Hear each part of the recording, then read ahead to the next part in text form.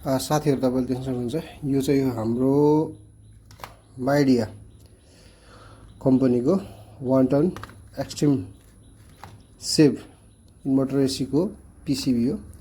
यो चाहिँ हाम्रो आउटडोरको पीसीबी, यो चाहिँ हाम्रो इन्डोरको पीसीबी।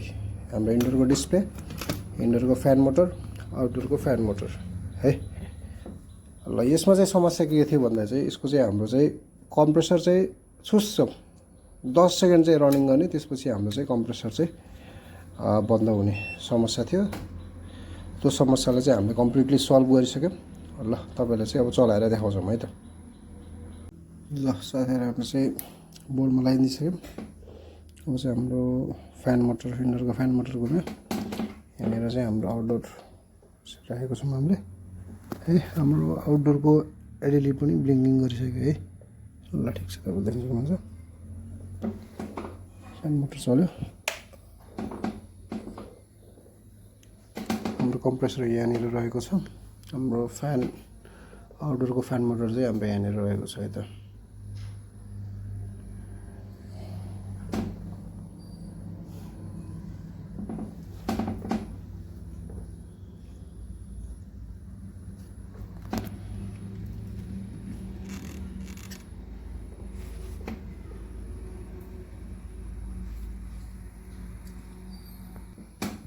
कम्प्रेसर स्टार्ट हुनुको लागि एकछिन टाइम लाग्छ, त्यसको लागि हामी चाहिँ वेट गरौँ है।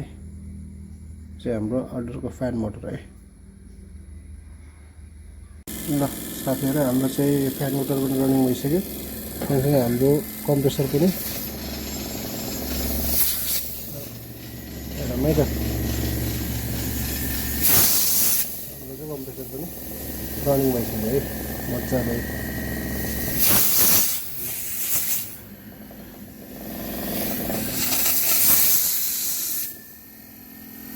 ल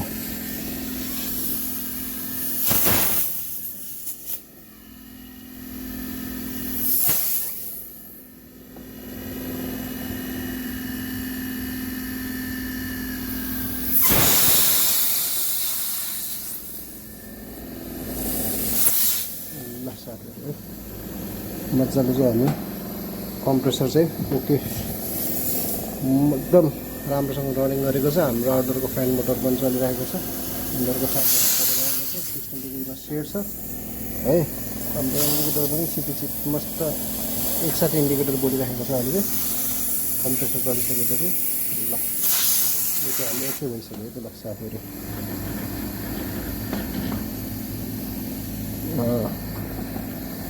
स्कुल रिमोट हामी यसलाई चाहिँ अब अफ गर्न गएका छौं।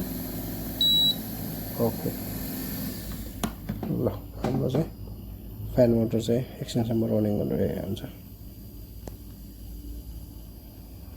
ल त साथीहरु